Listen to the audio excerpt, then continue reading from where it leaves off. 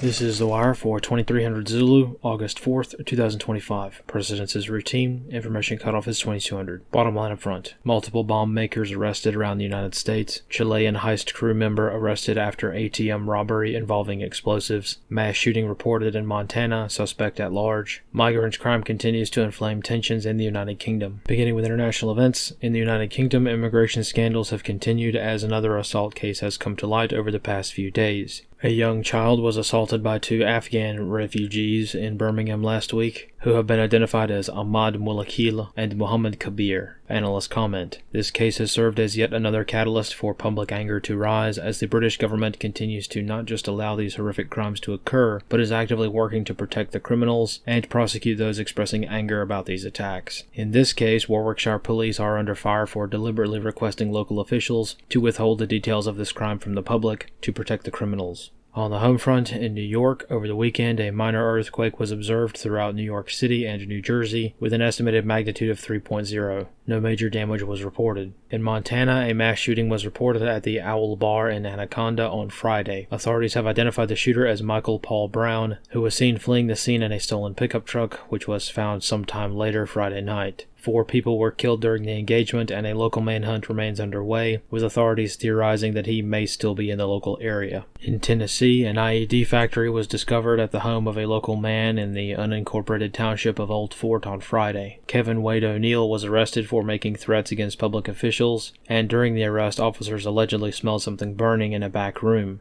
This resulted in the discovery of 14 explosive devices, at least one of which had been ignited but failed to detonate. Analysts comment, much like other IED discoveries as of late, the photo evidence of the devices themselves confirmed that these devices were exceptionally crude in their construction, indicating the user had little to no training in the construction of explosives. In California, one of the members of an infamous Chilean heist crew was arrested in Newport Beach after he attempted to use explosives to breach an ATM at a local Target store 2 weeks ago. Analysts comment, the use of explosive breaching in robbery cases is rare, but becoming more common around the world, following this being the robbery method of choice in South Africa. Regarding this case, the use of explosives in California is common enough that this did not get national news coverage until it was revealed that the man who was arrested was a member of the Chilean heist crew which conducted several bank heists throughout the West Coast last year. Also in California, in a separate case, a bomb maker was arrested at his residence in Long Beach Friday afternoon following an investigation by the FBI. Mark Lorenzo Villanueva was arrested after he sent money to what he thought was an affiliate group of ISIS. During the search of Villanueva's residence, an improvised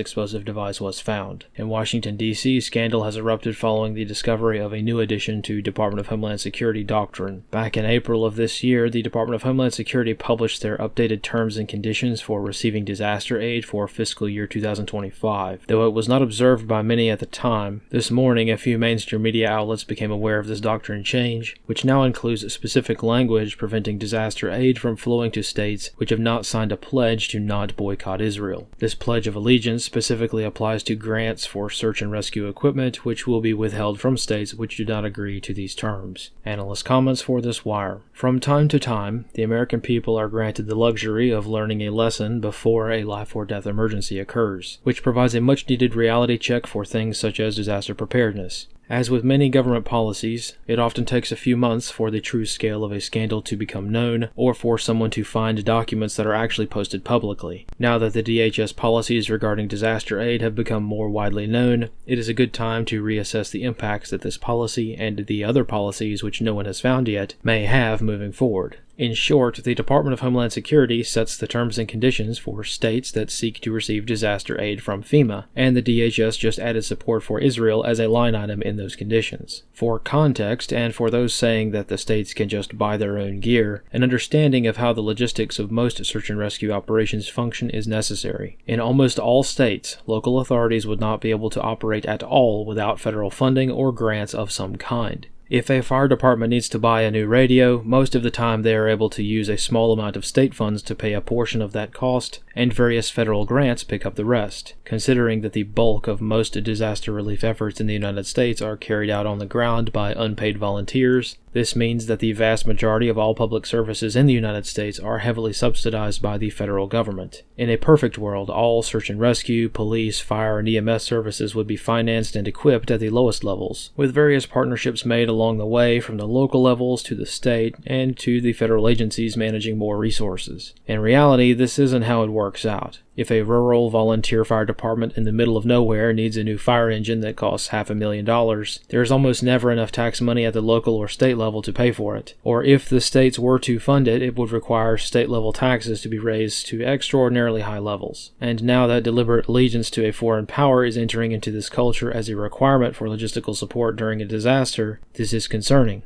What this means in practice is hard to say. As concerning as this policy sounds, we must remember that as of last year, 38 states already have anti-BDS laws in effect. Since it's already illegal to boycott Israel in 38 states, it's hard to say how this will work out in practice, but it's possible friction will emerge between the states and the feds, not because the states are anti-Israel in any way, but because they aren't pro-Israel enough. For the very few states that may choose to take a stand on this and not sign these agreements, the risk is substantial. Many states whose political leadership is simply opposed to Trump will probably want to make a stand on this, which transfers that risk to individual taxpayers. Since this policy applies to Israeli companies, there's much more opportunity for risk as well. For instance, if a state agency solicits bids for a certain product that they need, and an Israeli company places a bid to fulfill that contract, not accepting that bid could in theory result in a loss of federal grants, due to this situation falling within the quote-unquote discrimination definitions set in place by the U.S. government. Financial impacts will also be felt directly by taxpayers, not just the state, by the implementation of this policy. Just as California's mismanagement of wildfire risks resulted in insurance companies pulling out of Los Angeles before the major fire earlier this year,